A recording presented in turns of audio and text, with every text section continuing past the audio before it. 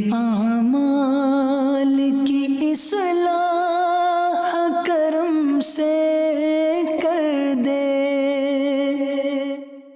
الحمدللہ رب العالمین والصلاة والسلام علی سید المرسلین، اما بعد فاعوذ باللہ من الشیطان الرجیم، بسم اللہ الرحمن الرحیم۔ پڑھیے، الصلاۃ والسلام علیک یا رسول اللہ وعلی آلک واصحابک یا حبیب اللہ۔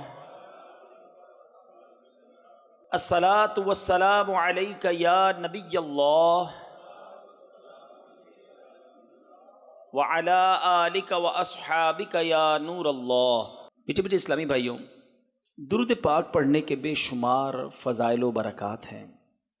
بہت ساری احادیث فضائل درود میں ملتی ہیں، اور کئی واقعات بھی بزرگان دین نے اپنی کتابوں میں لکھے، اور آج وہ واقعات ہم جب پڑھتے ہیں، سنتے ہیں تو ایمان تازہ ہو جاتا ہے۔ درود پاک کی فضیلت پر مشتمل بڑی مشہور و معروف کتاب ہے آب کوثر۔ اس میں ایک بڑا شاندار واقعہ لکھا ہے۔ منقول ہے کہ ایک دوست نے اپنے ایک دوست سے قرض لیا، ادھار لیے پیسے۔ وقت پورا ہو گیا، پیسے دینے کی باری آئی تو جس نے دینے تھے اس کا کاروبار خراب ہو چکا تھا، اس کے پاس لوٹانے کے لیے رقم نہیں تھی۔ دوست تقاضا کرتا رہا، یہ وقت مانگتا رہا، وقت گزرتا رہا۔ آخر کار تنگ آ کر جس نے پیسے لینے تھے وہ عدالت چلا گیا۔ جج صاحب، قاضی صاحب کو کہا کہ یہ میرا دوست ضرور ہے لیکن میری رقم نہیں دے رہا۔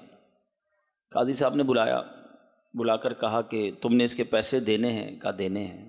کتنے دینے ہیں؟ کہا 3000 درہم دینے ہیں۔ 3000 درہم جو ہیں وہ کب دو گے؟ کہا ابھی تو کاروبار نہیں ہے، کوئی میرے پاس آمدنی کا ذریعہ بھی نہیں ہے، بالکل کلاش ہو گیا ہوں۔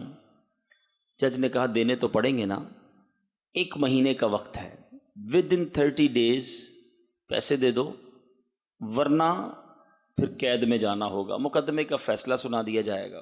30 دن کا وقت مل گیا۔ غریب آدمی تھا، کمائی کا کوئی ذریعہ تھا نہیں، پیسے کدھر سے لوٹاؤں یہ سوچتا ہوا عدالت سے باہر نکلا۔ بزرگان دین فرماتے ہیں کہ ہو سکتا ہے اس شخص نے یہ حدیث سن رکھی ہو کہ نبی پاک علیہ الصلوۃ والسلام فرماتے ہیں جو شخص کسی مشکل میں ہو، پریشانی میں ہو، اس کو چاہیے کہ مجھ پر کثرت سے درود پڑھے کہ درود جو ہے پریشانیوں کو لے جاتا ہے۔ اس عاشق رسول نے روزانہ صبح سے لے کر شام تک درود پڑھنا شروع کر دیے کہ اور تو کوئی ذریعہ ہے نہیں، درود ہی پڑھتا ہوں۔ 27 دن گزر گئے، روزانہ صبح سے شام تک درود پڑھتا رہا۔ آخری ڈیٹ قریب آ رہی تھی، مگر جب رات آئی، خواب میں اسے ایک آواز آئی کہ تم گھبراؤ نہیں، تمہارا قرض ادا کر دیا جائے گا، علی بن عیسیٰ وزیر کے پاس جاؤ۔ صبح اٹھنے کے بعد حیران تھا کہ آواز تو آئی ہے مگر کیسے جاؤں علی بن عیسیٰ کے پاس۔ وہ دن بھی درود پاک پڑھنے میں گزر گیا۔ 29ویں رات آ گئی، رات آنکھیں بند ہوئیں، قسمت جاگ گئی۔ کونین کے والی صلی اللہ تعالی علیہ وسلم کی زیارت ہوئی، اور آقا علیہ الصلوۃ والسلام نے فرمایا گھبراؤ نہیں، علی بن عیسیٰ وزیر کے پاس جاؤ، وہ تمہارا قرض ادا کر دے گا، اس کو کہو میرا قرض ادا کر دو۔ آنکھ کھلی، بڑا خوش۔ غلام خوش نہیں ہوگا تو کیا ہوگا، آقا کا دیدار جو ہو گیا تھا۔ مگر پھر سوچنے لگا کہ میں نبی پاک علیہ الصلوۃ والسلام نے فرما تو دیا ہے، مگر اگر علی بن عیسیٰ وزیر نے کوئی نشانی مانگی، کوئی پروف مانگا تو میں کیا جواب دوں گا؟ پیارے آقا علیہ الصلوۃ والسلام نے خواب میں فرمایا یہ کہہ تو دوں گا اس کو، مگر اگر اس نے کوئی نشانی مانگی کہ بھئی تمہارے پاس کیا دلیل ہے تمہیں نبی پاک نے بھیجا ہے، تو میں کیا کروں گا؟ آخری دن وہ بھی درود پڑھتے میں گزرا اور کنفیوژن میں بھی گزرا۔ اب آنکھیں بند ہوئیں، رات سویا، پیارے آقا پھر خواب میں تشریف لائے۔ پیارے آقا نے فرمایا جاؤ علی بن عیسیٰ وزیر کے پاس، اس سے کہو کہ تمہارا قرض ادا کر دے۔ کہا حضور چلا تو جاؤں گا، اگر اس نے کوئی نشانی مانگی تو کیا نشانی دوں گا؟ آقا نے فرمایا علی بن عیسیٰ سے کہنا کہ تم روزانہ فجر کے بعد 5000 مرتبہ درود پاک پڑھتے ہو، یہ راز فقط تمہیں پتہ ہے اور رب جانتا ہے، اور جب تک درود پورے نہیں ہوتے تم کسی سے بات نہیں کرتے۔ اب جب آنکھ کھلی تو بہت مطمئن کہ نبی پاک نے پروف بھی دے دیا، نشانی بھی دے دی ہے۔ اب یہ صبح ہوئی تو خوش، اور یہ وہی دن ہے کہ اس دن عدالت میں بھی جانا ہے، لاسٹ ڈے ہے۔ صبح پہنچ گیا علی بن عیسیٰ وزیر کے پاس، وہ مصروف تھا اپنے کام میں، کہا جاؤ علی بن عیسیٰ سے کہو کہ میں پیغام لایا ہوں۔ خادم نے پوچھا کس کا پیغام لایا ہوں؟ کہا ان سے کہیے کہ میں نبی پاک علیہ الصلوۃ والسلام کا پیغام لایا ہوں۔ وزیر نے اپنے پاس بلایا، کہا فرمائیے کیسے آنا ہوا؟ کہا حضور میں مقروض ہوں، 3000 درہم دینے ہیں، پیسے نہیں ہیں، آج آخری دن ہے اور مجھے نبی پاک علیہ الصلوۃ والسلام نے آپ کے پاس بھیجا ہے کہ آپ میرا قرض ادا کریں گے۔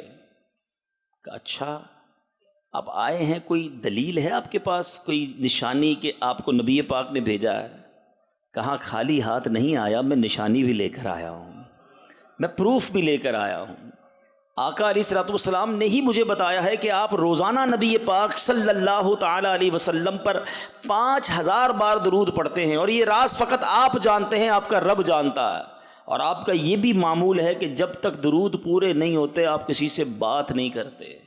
آپ ذرا غور کیجئے کہ اس وزیر کی عشق کا عالم کیا ہوگا، وہ کیسا عاشق رسول ہوگا جو روزانہ صبح 5000 بار درود پاک پڑھتا ہے۔ اس نے نعرہ لگایا مرحبا یا رسول اللہ، اس کی تو عید ہو گئی نا، اس کے درود قبول ہو گئے۔ اس نے کہا سبحان اللہ، میرے آقا نے میرے درود قبول کر لیے۔ کہا ابھی بیٹھیں آپ۔ اپنے گھر گیا، اپنے حجرے سے واپس آیا، 3000 نہیں 9000 درہم لے کر آیا۔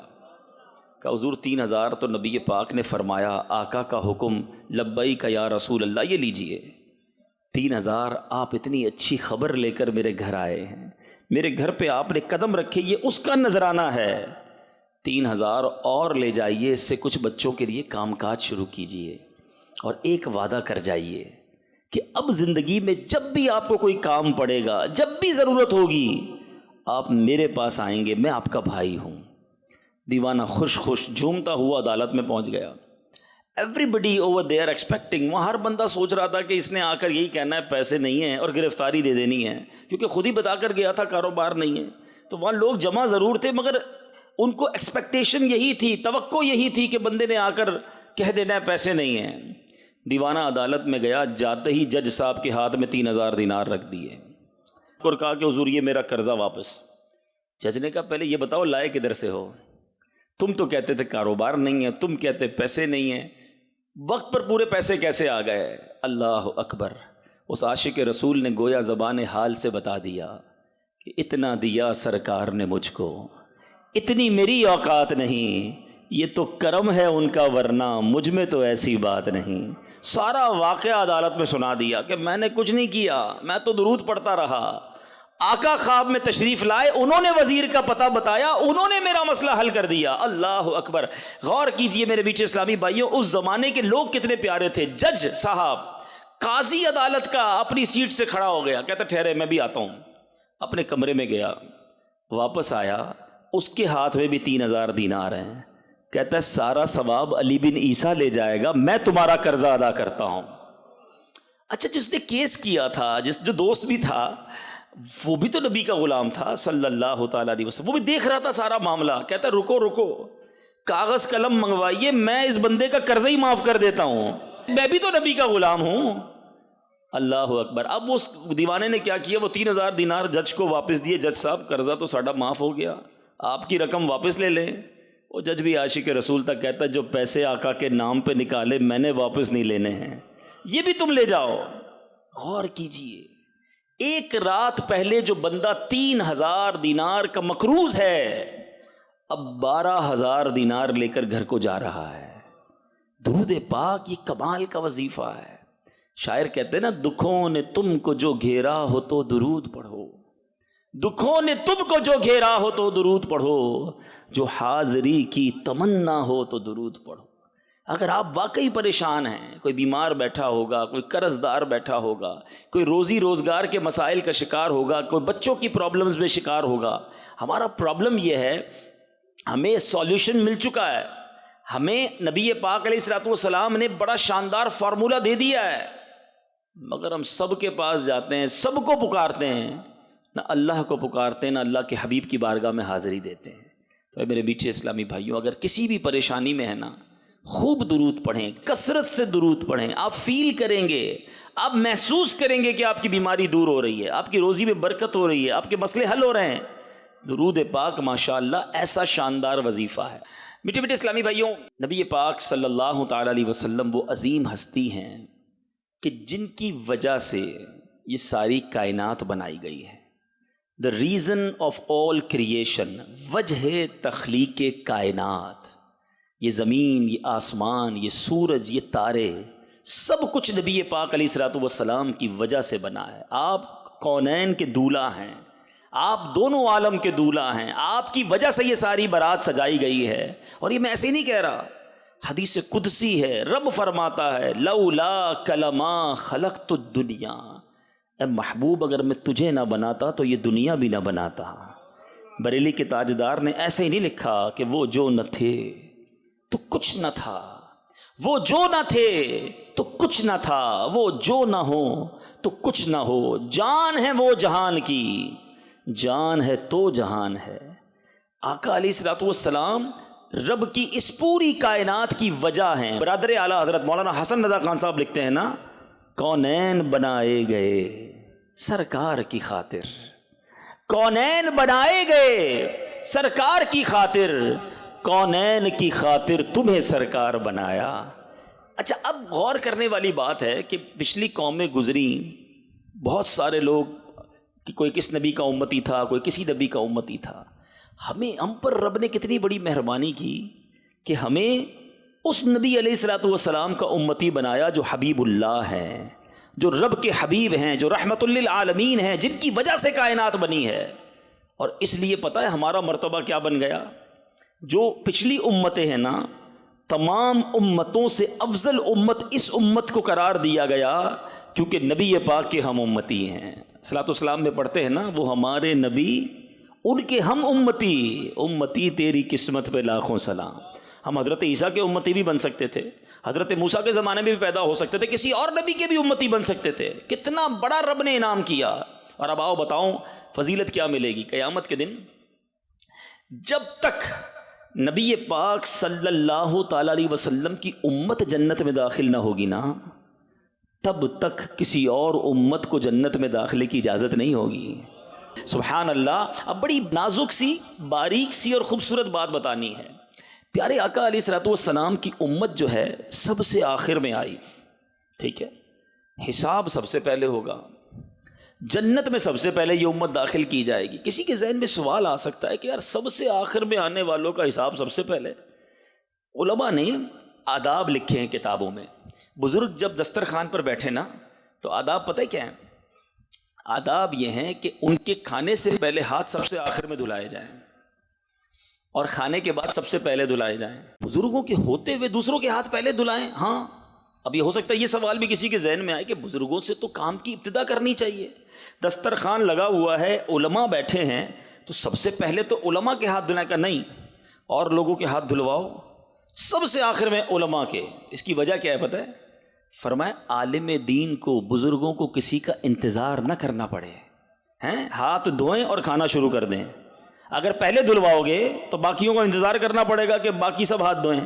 کھانا کھا چکے، اب سب سے پہلے ہاتھ دھلوا دو تاکہ یہ فارغ ہو جائیں. نبی پاک کی امت بعد میں آئی ہے، حساب پہلے ہوگا تاکہ جلدی جنت میں چلی جائے. دیکھو تو صحیح مہربانی کتنی. علماء نے ایک اور بڑی پیاری وجہ بیان کی. آج میں اور آپ قرآن پڑھتے ہیں، بنی اسرائیل کے واقعات پڑھتے ہیں، حضرت موسیٰ کی قوم پر کیا عذاب ہوا، کسی پر جناب آندھی کا عذاب آیا، آگ برسی ہے، کسی کو جناب کس طرح طوفان کے ذریعے تباہ کیا گیا، طرح طرح کے عذاب آئے. اور ان قوموں کی غلطیاں ہم پڑھتے ہیں. قوم لوط نے کیا غلط کام کیا تو فلاں قوم نے، حضرت شعیب کی قوم نے جناب ناپ تول میں کمی کی تو فلاں قوم نے یہ کیا. پچھلی قوموں کی ہم وٹنس ہیں، ہم شاہد ہیں، ہم پڑھ رہے ہیں کہ پچھلی قوموں نے کیا کیا ہے. اگر سرکار کی امت بھی پہلے آتی تو ہمارے بعد والی قومیں پڑھتی کہ نبی پاک کی امت نے کیا کیا مسٹیکس کی ہیں. ہمارا پردہ رکھا گیا ہے، ہمارے بعد کسی نے نہیں آنا. نبی پاک آخری نبی اور آقا کی امت بھی آخری ہے. سوچو تو صحیح، آج جو عیب کسی پر نہیں کھلنے دیتے، آج جو عیب کسی پر نہیں کھلنے دیتے، کب وہ چاہیں گے میری حشر میں رسوائی ہو. ادھر بھی عیب چھپائے ہیں، ہمیں بڑی امید ہے اللہ کی رحمت سے، ادھر بھی عیب چھپا لیے جائیں گے. تو بہرحال ہمیں پراؤڈ ہونا چاہیے، فخر ہونا چاہیے، بار بار اللہ کا اس بات پر شکر ادا کرتے رہا کرو کہ اے اللہ تیری مہربانی بن مانگے. ہاں، یہ ایک اور بڑی بات ہے. بندہ ریکویسٹ کرے نا، بار بار گر گڑائے پھر دے دے کوئی، ٹھیک ہے بہت رویا تھا، بڑا گر گڑایا تھا، بڑی ضد کی تھی اس لیے دیا ہے، اور مانگا ہی نہیں اور اسے دے دیا جائے تو اس کی بات ہی کچھ اور ہوتی ہے۔ ہم میں سے کسی نے مانگا نہیں تھا پیدا ہونے سے پہلے کہ مولا جب بھی پیدا کیجیو نبی آخر الزماں کی امت میں پیدا کیجیے، ہمیں تو پتہ ہی نہیں تھا۔ اللہ نے یہ مہربانی بن مانگے عطا فرمائی ہے، اپنے حبیب کا امتی بنایا ہے۔ اتنی مہربانیاں پیارے آقا رات رات بھر، سنو ہم سے پیار کتنا فرماتے، اس امت کے غم میں راتوں کو رویا کرتے، اتنے طویل قیام فرماتے کہ آقا کے پیروں پر ورم پڑ جاتے۔ نبی پاک تو بخشے بخشائے ہیں، آقا کے صدقے ہم جنت میں جائیں گے۔ اتنی طویل عبادتیں، اتنے طویل سجدے، اتنی دعائیں، اتنے آنسو، یہ کس لیے ہیں؟ اے امتیوں تمہارے لیے۔ نبی پاک نے یہ رت جگہ ہمارے لیے کیے۔ اعلیٰ حضرت امام اہل سنت لکھتے ہیں نا، اللہ کیا جہنم اب بھی نہ سرد ہوگا، اللہ کیا جہنم اب بھی نہ سرد ہوگا، رو رو کے مصطفیٰ نے دریا بہا دیے ہیں۔ آقا اس امت کے لیے بہت روئے ہیں، اور آج میں امتیوں کے لیے، آج میں غلاموں کے لیے کچھ ایسی بات لے کر آیا ہوں کہ جس نبی کے اتنے احسان ہیں ان کے ہم پر کتنے حقوق ہیں۔ اللہ کے حبیب علیہ الصلوۃ والسلام کتنے مہربان ہیں۔ قرآن میں رب فرماتا ہے لقد جاءکم رسول من انفسکم عزیز علیہ ما عنتم حریص علیکم بالمؤمنین رؤوف الرحیم، بے شک تمہارے پاس تشریف لائے تم میں سے وہ رسول جن پر تمہارا مشقت میں پڑنا گراں ہے، تمہاری بھلائی کے نہایت چاہنے والے، مسلمانوں پر نہایت ہی رحم فرمانے والے۔ مگر قرآن کہتا ہے کہ اللہ کے حبیب وہ ہیں کہ مومنین کا تکلیف میں پڑھنا گراں گزرتا ہے ان پر، وہ تکلیف محسوس کرتے ہیں۔ اتنی محبت کرنے والے آقا، اب بتاؤ پھر ہمیں کتنی محبت کرنی چاہیے، ہمیں کتنی ریسپیکٹ کرنی چاہیے، ہمیں کتنا فالو کرنا چاہیے۔ آج لوگ کہتے ہیں جناب ہمارے پاکستانی ہونے کی وجہ سے ہمارے ملک میں حقوق ہیں، عورتوں کے حقوق کی بات ہوتی ہے، مزدوروں کے حقوق کی بات ہوتی ہے، ہر بندہ اپنے رائٹ پر گفتگو کرتا ہے۔ مگر اے مسلمانوں، کیا تمہیں یہ معلوم ہے کہ نبی پاک کا امتی ہونے کی حیثیت سے کچھ حقوق ایسے ہیں جو مسلمانوں پر، غلاموں پر واجب ہیں، فرض ہیں؟ اور یہ بات قاضی عیاض نے شفا شریف میں لکھی کہ نبی پاک علیہ الصلوۃ والسلام کے امت پر حقوق کتنے ہیں۔ آپ نے شفا شریف میں 8 حقوق تحریر فرمائے، رائٹس آف رسول اللہ صلی اللہ تعالی علیہ وسلم اپون ہز امہ۔ نبی پاک کے اپنی امت پر حقوق کتنے ہیں؟ کبھی غور کیا کہ ہمیں پتہ بھی ہے کہ نہیں آقا کے مجھ پر حقوق کتنے ہیں؟ میں نے اس کو ادا کرنے کی کوشش کرنی ہے، آج غور سے سننے ہیں۔ قاضی عیاض نے شفا شریف میں 8 حقوق تحریر فرمائے۔ نمبر 1 آپ فرماتے ہیں ایمان بالرسول۔ پہلے میں 8 گنوا دیتا ہوں، پھر سب کے بارے میں تھوڑی تھوڑی بات کرتے ہیں۔ ایمان بالرسول۔ نمبر 2 اتباع رسول۔ نمبر 3 اطاعت رسول۔ نمبر 4 محبت رسول۔ نمبر 5 تعظیم رسول۔ نمبر 6 مدح رسول۔ نمبر 7 درود شریف، اور نمبر 8 قبر انور کی زیارت۔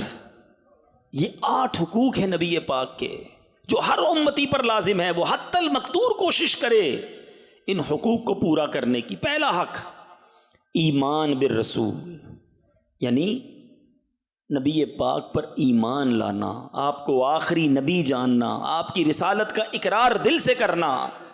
ہم اللہ کا شکر ادا کرتے ہیں کہ ہم نے پہلا حق ادا کیا ہوا ہے، مومن ہیں۔ اللہ تعالی ہمیں مرتے دم تک ایمان سلامت رکھنے کی توفیق عطا فرما۔ ہاں یہ بڑی نعمت ہے، یاد رکھو۔ آپ کی گاڑی باہر ٹھیک کھڑی ہے کہ نہیں اس کا خیال تو شاید بار بار آ رہا ہوگا۔ ذرا مہنگا موبائل ہو نا تو بندہ ہر تھوڑی دیر بعد ہاتھ لگاتا ہے، ہاں یار جیب میں ہے، گیا نہیں ہے، کیوں مہنگا ہے نا۔ تمہیں قیمتی چیز کی اتنی فکر ہے، کتنی بار دن میں سوچتے ہو ایمان کی؟ ایمان سے بڑھ کر کچھ نہیں ہے، یاد رکھیے۔ کسی کے پاس اربوں روپے ہیں، دنیا بھر کی نعمت ہے، ایمان نہیں تو کچھ بھی نہیں، ہمیشہ ہمیشہ اس نے جہنم میں رہنا ہے۔ ہم فیہا خالدون۔ جو ایمان کے بغیر دنیا سے جائے کوئی چانس نہیں ہے مغفرت کا، ایمان ہوگا تو مغفرت کی صورت بننی ہے۔ تو سب سے قیمتی شے ایمان ہے، مگر انفارچونیٹلی بدقسمتی سے ہماری بہت بڑی تعداد کو تو فکر ہی نہیں ہے ایمان کی، کہ ایمان بھی کوئی چیز ہے سنبھالنے والی، اس کی بھی کوئی فکر کرنی ہے، اس کے لیے بھی کوئی تیاری کرنی ہے، اس کے لیے بھی کوئی دعا کرنی ہے۔ آپ بچے سلامت رہیں، کاروبار سلامت رہے ہیں، مال سلامت رہے، فیکٹری چلتی رہے، دکان ٹھیک رہے ہیں، سب کے لیے دعا کرواتے ہو، کبھی ایمان سلامت رہے اس کے لیے غور کیا؟ دعا کروائی خود کی؟ حالانکہ اللہ کے حبیب کی دعا سن لو، میرے آقا تو وہ ہیں جن کے صدقے ہم مسلمان بنے نا، تیرے صدقے میں آقا سارے جہاں کو دین ملا، پڑھتے ہو نا، سارے جہان کو دین نبی پاک کے صدقے ملا، مگر آقا کی دعا کیا ہے؟ یا مقلب القلوب ثبت قلبی علی دینک، اے دلوں کو پھیرنے والے میرے دل کو اپنے دین پر ثابت قدمی عطا فرما۔ اللہ کے حبیب دعا کر رہے ہیں، کیوں؟ تاکہ ہماری تربیت ہو، ہم بھی ایمان کی اہمیت کو سمجھیں۔ ایمان بہت زبردست نعمت ہے، لیکن لاپرواہی، جرت، بے باکی سے، غلط گفتگو کرنے سے ایمان جا سکتا ہے۔ آج ہمارے خلاف سازش کیا کی گئی ہے؟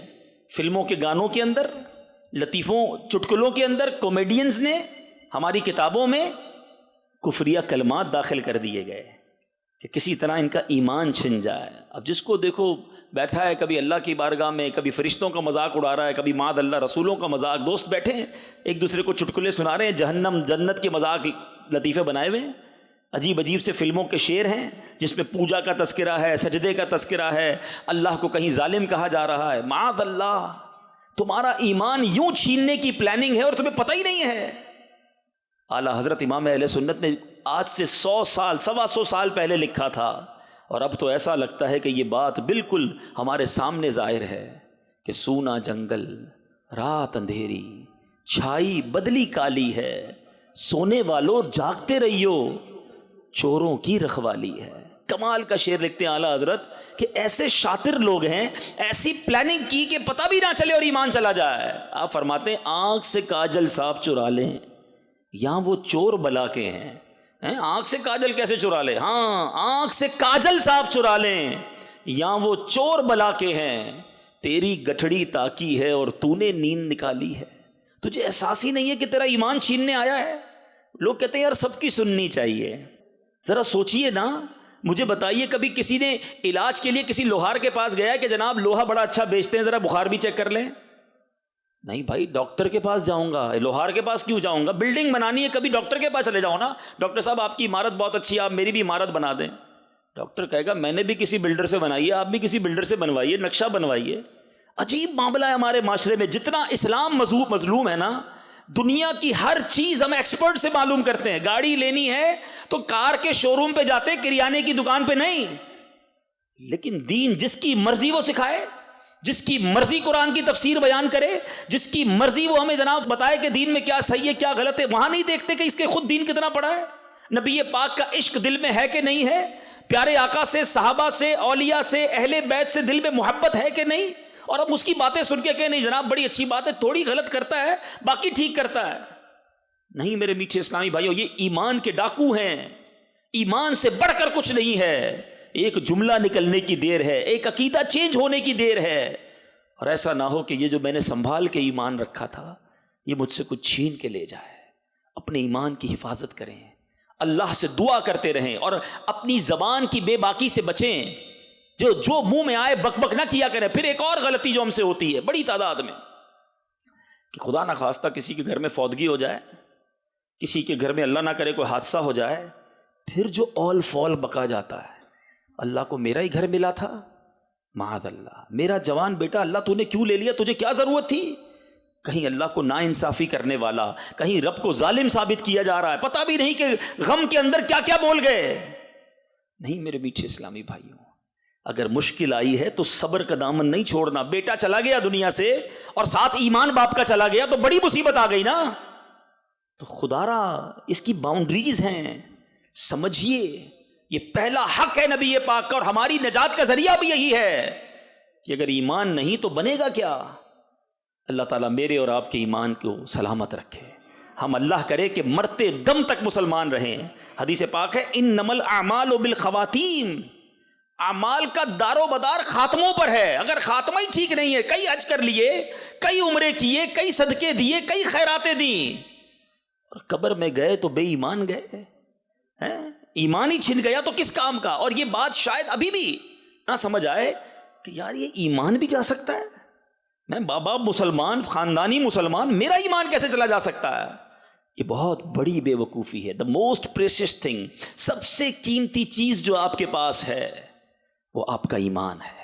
حفاظت کیجئے، بے باکی سے ڈریے، بار بار دعا مانگتے رہیں، کلمہ پڑھتے رہیں، اپنی زبان کو کلمے کا عادی بھی بناؤ. پورے مہینے گزر جاتے ہیں زبان پہ کلمہ نہیں آتا. ایک بزرگ کا میں جملہ بھولتا نہیں، کمال کی بات انہوں نے کی. فرمایا روز اپنی زبان کو کلمے کا عادی بناؤ، کیونکہ ایک دن آئے گا زبان بھاری ہو جائے گی. جب سکرات کا عالم آئے گا نا، لفظ پورے ادا نہیں ہوں گے. جس کی زبان عادی ہوگی وہ مرتے وقت بھی کلمہ پڑ جائے گا. ہماری زبانیں تو گالیاں نکالتی ہیں، ابے تبے، تو تڑاک، تیری یہ تیری وہ، عجیب عجیب منہ سے گندی باتیں کرنے والے. میں ایک آپ کو پریکٹیکل بتاتا ہوں. کبھی آپ گاڑی میں جا رہے ہیں، موٹر سائیکل پہ جا رہے ہیں، وہ بندہ جس کی زبان پر گالیاں ہیں، گندی باتیں ہیں، اس کی موٹر سائیکل اچانک کہیں بریک لگے، ایکسیڈنٹ ہوتے ہوتے بچ جائے، گاڑی رکے، اس کی زبان سے آپ دیکھیں گے فوراً گالی نکلے گی، ابے تیری ایسی وہ عجیب عجیب باتیں. اور سبحان اللہ، جس کی زبان پر درود ہو، جس کی زبان پر کلمہ ہو، جس کی زبان پر نبی پاک کا ذکر ہو، آپ دیکھ لیجئے گا، میں آپ میں سے بھی کئی ایسے ہوں گے کہ جیسے ہی گاڑی اچانک بریک لگاتی تو فوراً یا اللہ زبان سے نکلتا ہے، یا رسول اللہ زبان سے نکلتا ہے، یا غوث پاک زبان سے نکلتا ہے. کیوں نکلا؟ کیونکہ جب دھکا لگتا ہے نا، جو اندر ہوتا ہے وہ باہر آ جاتا ہے. اب آپ کی مرضی اندر کیا بھرنا ہے. کہیں ایسا نہ ہو کہ مرتے وقت بھی زبان پر گالیاں آ جائیں، مرتے وقت بھی اللہ کی نافرمانی والی باتیں. ایسا ہوا ہے کہ جب بندہ ایکسیڈنٹ ہوا، منہ سے گالیاں نکال رہا تھا کیونکہ ہوش نہیں تھا. اب وہی نکل رہا ہے جو اندر جمع کیا ہوا ہے. اچھا بھر لو، آقا کا ذکر، نبی کی محبت. ہم کیسے زندگی میں زبان سے بری باتیں کریں بھائی؟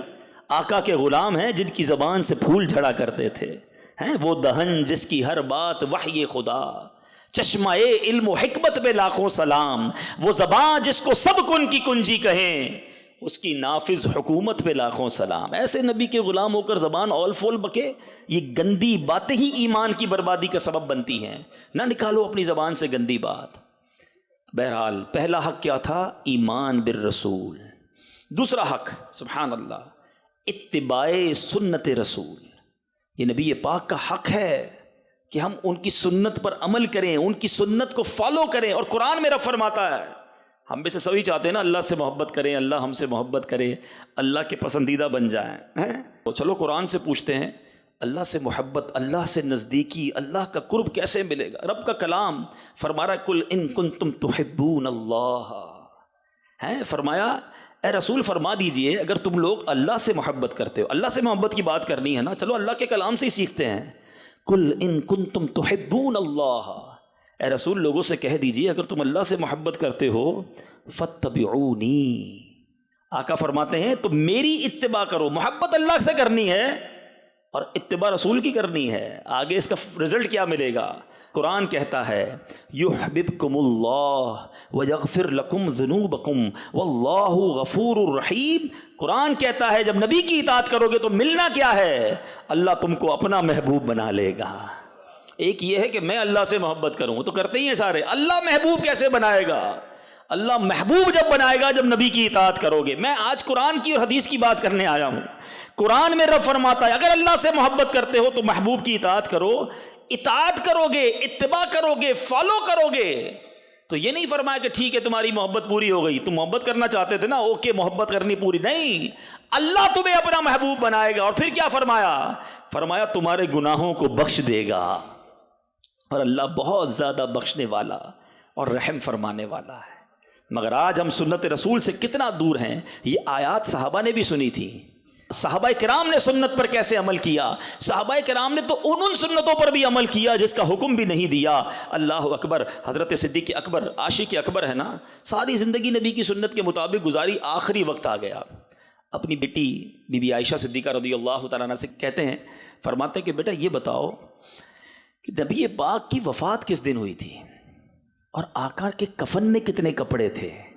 صدیق اکبر کی یہ بھی تمنا تھی کہ کاش جو دن نبی پاک نے دنیا سے پردہ فرمایا میرا انتقال بھی اسی دن ہو جائے، جیسا کفن تھا ویسا کفن مجھے مل جائے۔ ارے یہ تو کسی کی اختیار میں نہیں ہے کہ انتقال بھی اسی دن ہو، مگر تمنا یہ تھی کہ ایچ اینڈ ایوری تھنگ، تمام چیزیں رسول پاک کے طریقے کے مطابق ہوں۔ عثمان غنی رضی اللہ تعالیٰ عنہ ایک بار وضو کر کے مسکرائے، کسی نے کہا حضرت وضو تو ٹھیک ہے، وضو کے بعد مسکرانا کیسا؟ کوئی تو ریزن ہوگا، کوئی بات بھی نہیں ہوئی مسکرانے والی۔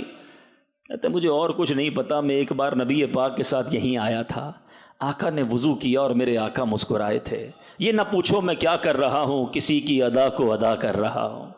یعنی صحابہ کرام اس قدر نبی پاک کی سنتوں پر عمل کرتے تھے، اور آج ہمارا حال کیا ہے؟ ہمیں پتہ ہے پیارے آقا کی سنت ہے، مگر اس کے خلاف کرتے ہیں، اس کے اگینسٹ کرتے ہیں۔ سوچئے یہ حق ہے نبی پاک علیہ الصلوۃ والسلام کا امتی پر کہ نبی پاک علیہ الصلوۃ والسلام کی سنت پر عمل کیا جائے۔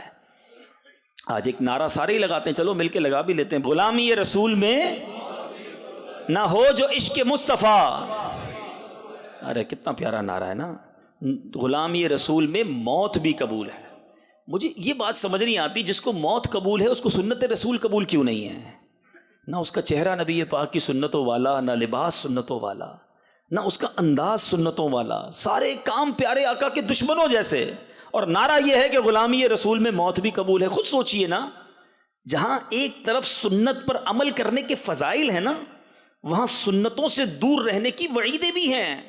آقا کی یہ حدیث نہیں سنی آپ نے؟ فمن رغب عن سنتی فلیس منی، کہ جس نے میری سنت سے منہ موڑا وہ ہم سے نہیں۔ قیامت کے دن اگر شفاعت کی خیرات لینے گئے اور آقا نے منہ ہی موڑ لیا کہ جاؤ تم ہم میں سے نہیں ہو، تمہارا تو کھانا پینا چلنا پھرنا لباس چہرہ کاروبار ہر چیز سنت کے خلاف تھا، پھر کدھر جائیں گے؟ تو خدارا نبی پاک کے طریقے پر عمل کیا جائے۔ میں 2-3 باتیں اس بارے میں کرنا چاہتا ہوں۔ آج بڑی بدقسمتی یہ ہے، میرے بڑے ینگسٹرز بیٹھے ہیں، ادھر بھی بیٹھے ہیں، مجھے ہو سکتا ہے لائیو سوشل میڈیا پہ سن رہے ہوں، بعد میں چینل پر دیکھیں۔ آج بڑی تعداد میں مسلمان نوجوانوں کی ایسی ہے، پہلے یہ بیرون ملک میں ہوتا تھا، ماشاءاللہ رکن شورا رفیع بھائی بیٹھے ہیں، ان کا بھی کئی ملکوں میں سفر ہوا۔ ہم جب ابراڈ جاتے ہیں، بیرون ملک جاتے ہیں، ادھر یہ ہوتا تھا، ایک بڑا ینگسٹر نوجوان ماڈرن آیا سامنے، اب ہم کنفیوز ہو جاتے تھے، یار سلام کریں نہ کریں، پتہ نہیں مسلمان ہے کہ نہیں ہے، کوئی چیز مسلمانوں والی ہے ہی نہیں، اوپر سے لے کے نیچے تک بالکل ہی جناب انگریزی لگ رہا ہے۔ اور پھر اچانک وہ کہے جناب السلام علیکم، اچھا ہم کہتے وعلیکم السلام، میرا نام محمد خالد ہے، نام بتائے تو پتہ چلا کہ ہاں یار یہ تو مسلمان ہے۔ لیکن افسوس دل میں ہوتا تھا کہ یار ہم سلام کرنے میں کیوں رک گئے؟ کیونکہ کوئی انداز نہیں بتا رہا اس کا یہ نبی پاک کا امتی ہے۔ میں جتنے مجھے یہاں سن رہے ہیں، میں ایک آپ سے گزارش کروں گا، ایک سوال چھوڑی جا رہا ہوں۔ گھر جائیے گا اکیلے میں، آئینے کے سامنے کھڑے ہو جائیے گا اور اپنے آپ سے پوچھئے گا کہ مجھے کوئی دیکھے تو اس کو پتہ چل جائے گا میں کس کا امتی ہوں، یا مجھے بتانا پڑے گا، انٹروڈیوس کرانا پڑے گا کہ نہیں جناب میں مسلمان ہوں، پتہ نہیں چلے گا۔ اگر آپ ایسے ہیں کہ آپ کو دیکھ کر کوئی پہچان نہیں سکتا کہ آپ کس کے غلام ہیں، تو بتاؤ قیامت کے دن نبی پاک کی شفاعت کس منہ سے حاصل کرو گے؟ ہونا کیا چاہیے تھا کہ فنا اتنا تو ہو جاؤں میں تیری ذات عالی میں، جو مجھ کو دیکھ لے اس کو تیرا دیدار ہو جائے، مجھے دیکھ کر پتا چل جائے کہ یہ نبی پاک کا غلام جا رہا ہے، بتانا نہ پڑے میں مسلمان ہوں، مجھے دیکھ کر پتا چل جائے کہ یار یہ بولتا ہے تو اس کی زبان سے کتنے پیارے، کبھی سبحان اللہ نکلتا ہے، کبھی ماشاء اللہ نکلتا ہے، ملتا تو سلام کرتا ہے، ہیلو ہائے گڈ مارننگ ابے تبے تو تڑاک، پتہ ہی نہیں چلتا یہ مسلمان کی گفتگو ہے، گالیاں۔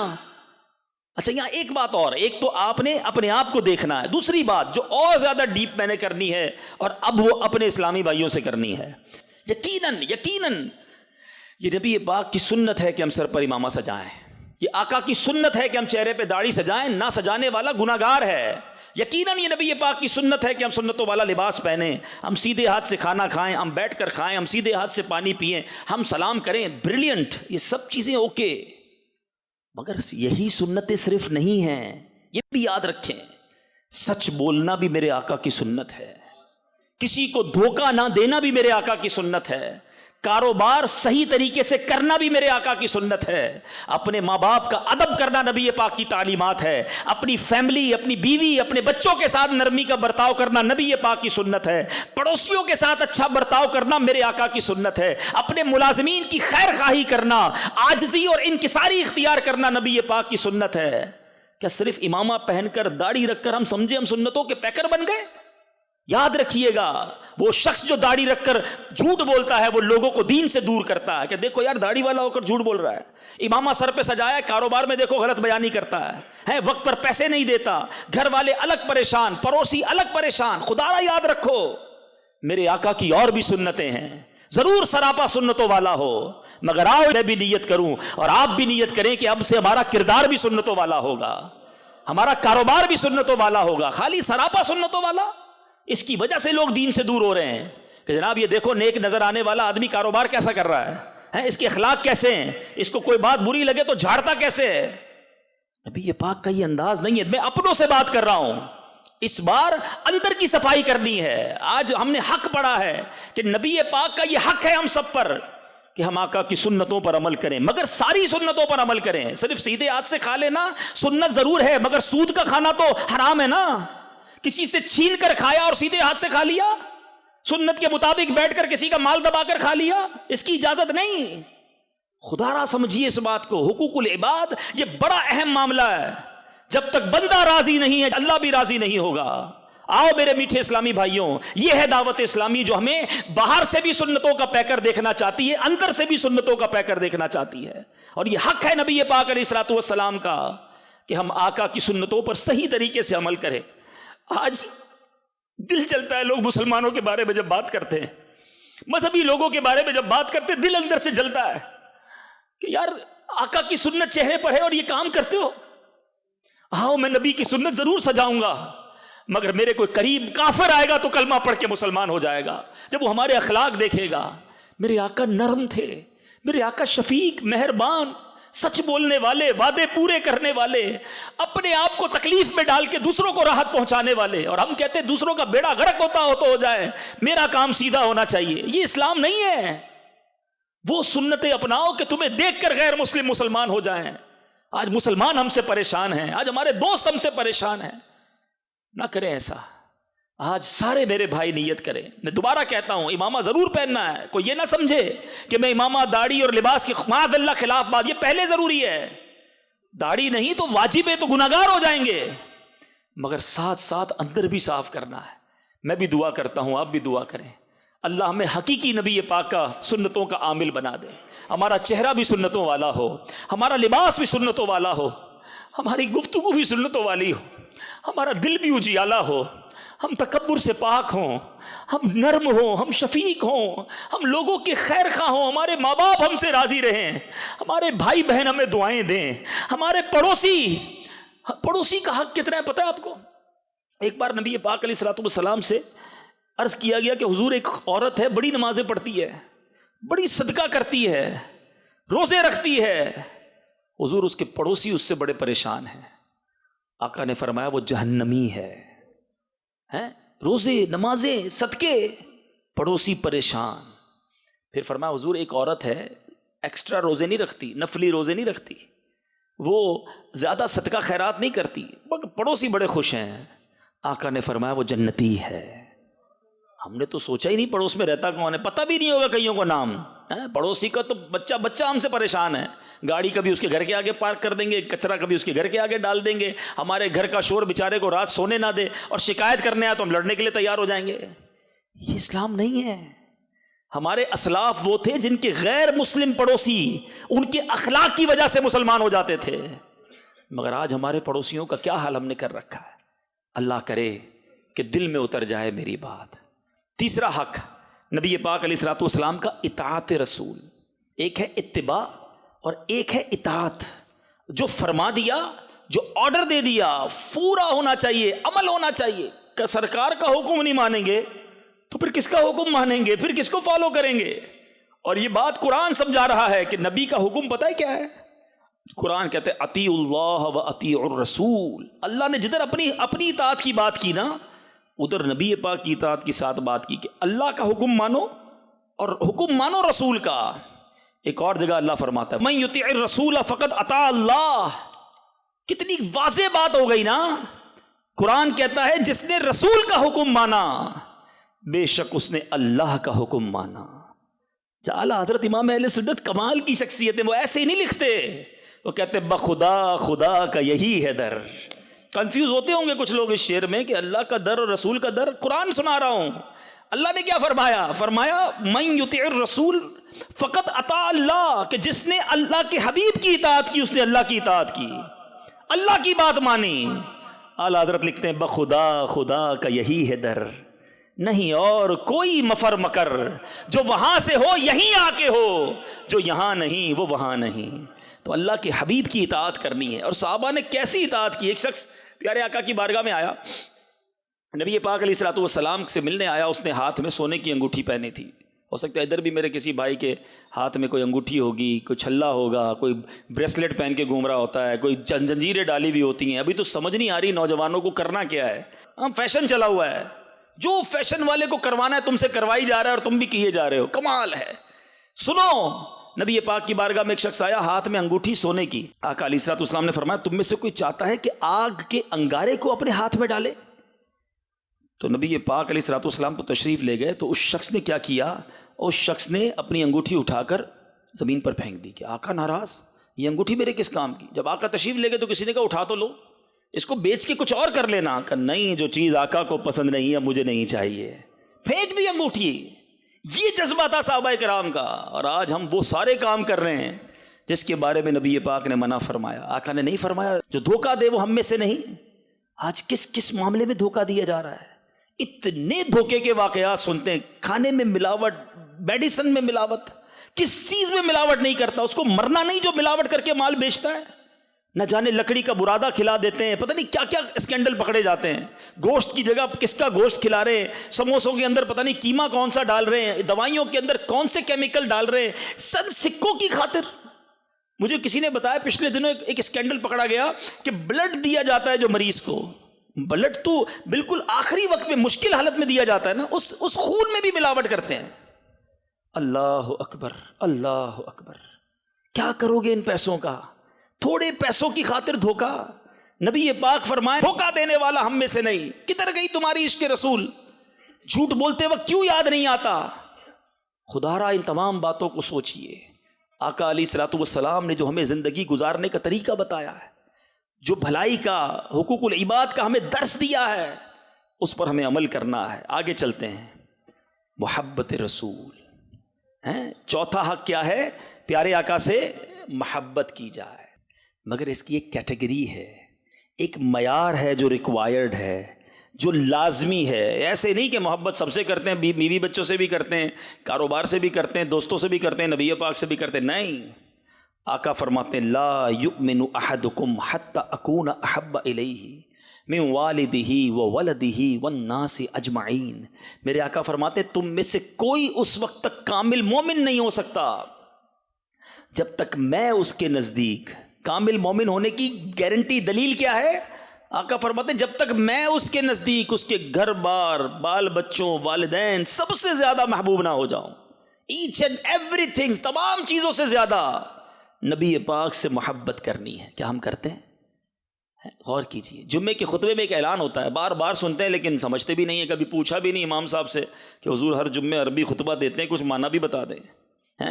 الا لا ایمان لمن لا محبت لا. سنتے ہیں نا, سب نے سنا ہوگا. الا لا ایمان لمن لا محبت لا, الا لا ایمان لمن لا محبت لا. اس کا مطلب کیا ہے؟ کبھی پوچھا ہم نے؟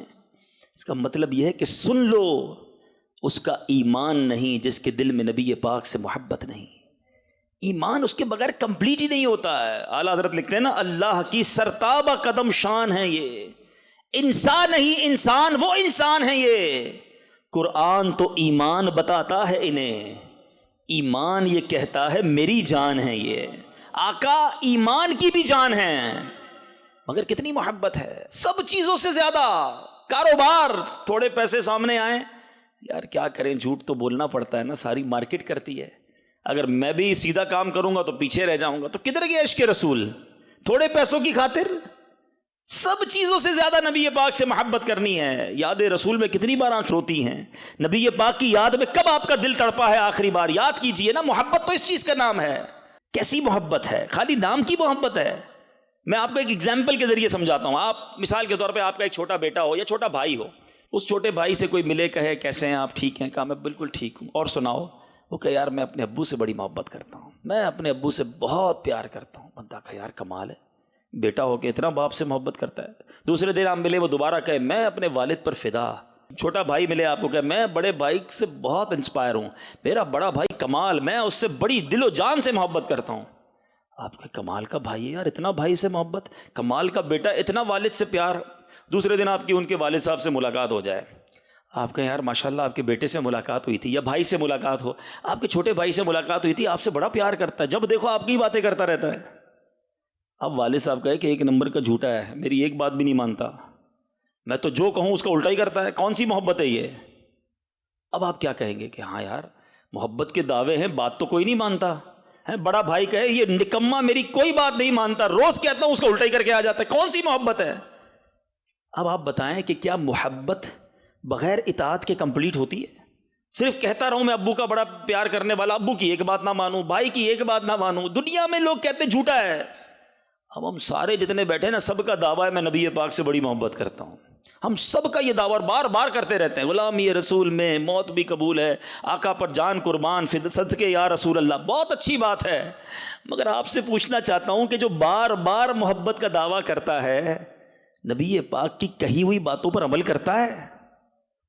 یاد رکھو قیامت کے دن ملاقات ہونی ہے, انشاءاللہ ہونی ہے, ضرور ہونی ہے, لیکن اس ملاقات کی تیاری ہے کہ نہیں, کہ کہیں آقا علیہ الصلوۃ والسلام کا دیدار ہو اور نبی پاک فرمائے خالی نعرے ہی لگاتا تھا, ایک بات تو میری مانی نہیں ہے. قرۃ عینی فی الصلاۃ, آقا فرماتے نماز میں میری آنکھوں کی ٹھنڈک ہے, اور نعرے لگانے والے کی نماز جا رہی ہے. سوچئے نا, ہم لنگر کھانے والے نیازی ضرور ہیں, مگر اس نیازی سے پہلے ہم نمازی ہیں. آقا سب سے زیادہ نماز کی تاکید فرماتے رہے, اور ہم نماز چھوڑ دیں, فجر چلی جاتی ہے. کئی لوگ ملتے کہتے ہیں بس جناب وہ 4 نمازیں تو ہو جاتی ہیں, فجر میں آنکھ نہیں کھلتی. میں ان سے پوچھتا ہوں جن کی فجر میں آنکھ نہیں کھلتی, کبھی آپ نے ایسا تو نہیں کہا کہ صبح 6 بجے ٹرین تھی, آنکھ نہیں کھلی, ٹرین چلی گئی؟ کبھی ایسا ہوا آپ کا؟ 4 بجے اسٹیشن چلے جاتے ہیں یار, پھر بعد میں کہیں نیند نہ آ جائے ہیں. 6 بجے فلائٹ ہو تو رات 12 بجے سے چلو بھائی آنکھ نہ لگ جائے, اور اگر سونا ہے تو 3 الارم بھی, اور 4 رشتہ داروں کو بھی کہہ کے سوتے, دیکھو بھائی جہاز نہ نکل جائے, پھر بڑی مہنگی ٹکٹ ہے. جہاز نہیں نکلا آپ کا کبھی, ٹرین آپ کی کبھی نہیں نکلی, کوئی آفس کی اہم میٹنگ ہے وہ کبھی مس نہیں ہوئی. سیٹ کہہ دے جو صبح 8 بجے نہیں آئے گا وہ کل سے نوکری پہ نہ آئے, 7:45 بجے دروازے پہ ملازم کھڑا ہوگا, بھائی نوکری چلی جائے گی. تمہاری نوکری جائے, فلائٹ جائے, ٹرین جائے, تو سب ٹائم پہ پہنچ جاؤ, اور نماز چلی جائے اور کہتے ہو آنکھ نہیں کھلی.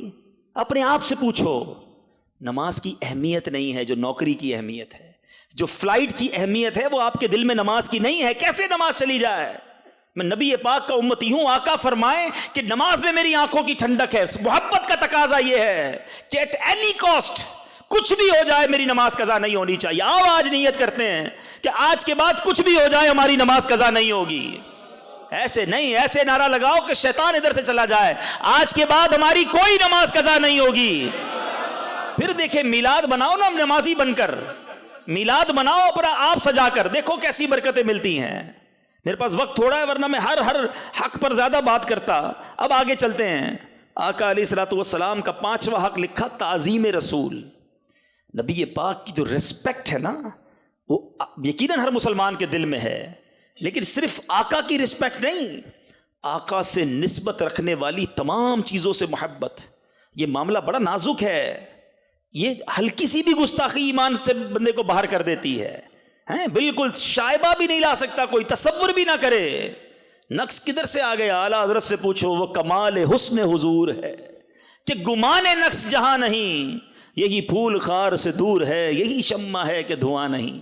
آقا سے ٹوٹ کر محبت کریں اور نبی پاک کی نسبت والی ہر چیز سے محبت کریں. ایک بار امام اہل سنت کا کیا ہوا, اعلیٰ حضرت دسترخوان پہ بیٹھے تھے اور وہاں پر ککڑی شریف, تو اعلیٰ حضرت نے ایک ککڑی کھا کر کھایا, اعلان کر دیا کہ کوئی بھی نہیں کھائے گا, ساری ککڑی میں کھاؤں گا.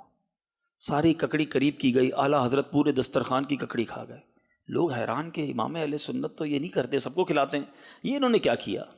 کہ حضور کیا وجہ ہے، آپ نے یہ کیوں کیا؟ آپ نے فرمایا جب میں نے پہلا پیس کھایا تھا نا وہ کڑوا تھا. کبھی کبھی منہ میں آ جاتی ہے کڑوی ککڑی جو ہے، اٹس ویری ڈیفیکلٹ، بہت مشکل ہو جاتا ہے پھر تو. اعلیٰ حضرت کہتے ہیں میرے عشق نے گوارا نہ کیا کہ کوئی ککڑی کھائے اور تھوک دے.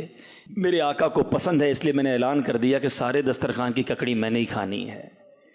آقا سے محبت تو کرنی ہی کرنی ہے. نبی پاک سے نسبت والی ہر چیز، منہ مبارک سے، چادر شریف سے، آقا کے شہر سے، نبی کی گلیوں سے، نبی کی آل سے پتہ چل جائے کہ اس چیز کو میرے آقا سے نسبت ہے، ہماری جان فدا اس پر. اعلیٰ حضرت سکھا رہے ہیں نا، سید ہمارے درمیان ہوتے ہیں، یہ آل رسول ہیں. میرے رضا لکھتے ہیں تیری نسل پاک میں ہے بچہ بچہ نور کا. آقا تو ہے عین نور، تیرا سب گھرانہ نور کا.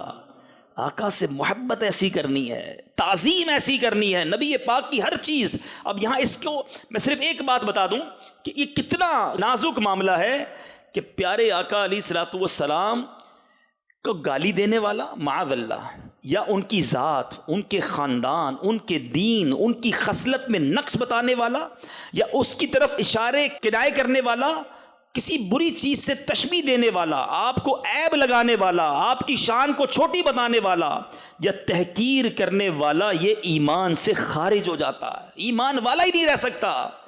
جو معاذ اللہ نبی پاک کے بارے میں کوئی ایسی بات، آپ کی نسبت والی کسی چیز کے بارے میں بات کرے تو بہرحال میرے میٹھے اسلامی بھائیوں، تعظیم کا مقام ہے اور بہت زیادہ ادب ریکوائرڈ ہے. اب نبی پاک علیہ الصلوۃ والسلام کا ایک اور حق کیا ہے؟ سبحان اللہ، اور وہ ہے مدح رسول. آقا کی ثنا بیان کی جائے. مبارک ہو جو محفل منعقد کرتے ہیں، مبارک ہو جو نبی پاک کی نعتیں پڑھتے ہیں، پڑھاتے ہیں.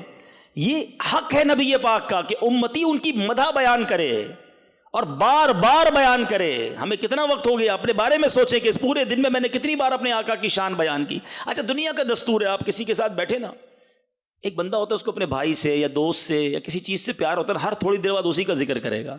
ہاں میرا فلاں دوست جو ہے نا وہ یوں کرتا ہے، تھوڑی دیر بعد کہے گا وہ میرا فلاں دوست ہے نا اس کا یہ بھی کام بڑا اچھا ہے، اس کا یہ شہر بھی بہت اچھا ہے. اس کا بندہ سمجھ جاتا ہے یہ اس سے بڑی محبت کرتا ہے، یہ بڑا اٹیچڈ ہے اس سے. ہر تھوڑی دیر بعد یہ اس گھما پھرا کے جو ہے نا اس کا ذکر کرتا ہے. امتی ایسا ہو کہ اس کی زبان ذکر مصطفیٰ سے تر رہے، پتہ چل جائے کہ نبی کا امتی ہے، ہر تھوڑی دیر بعد آقا کا ذکر کرے، کسی نہ کسی بہانے سے نبی کا ذکر مدح ہو. اور یہ صحابہ کے دور سے جاری ہے. حضرت حسان بن ثابت رضی اللہ تعالیٰ عنہ، حضرت عبداللہ بن رواحہ رضی اللہ تعالیٰ عنہ، اس صحابہ اس زمانے میں ایک بڑا زبردست مقابلہ ہوتا تھا.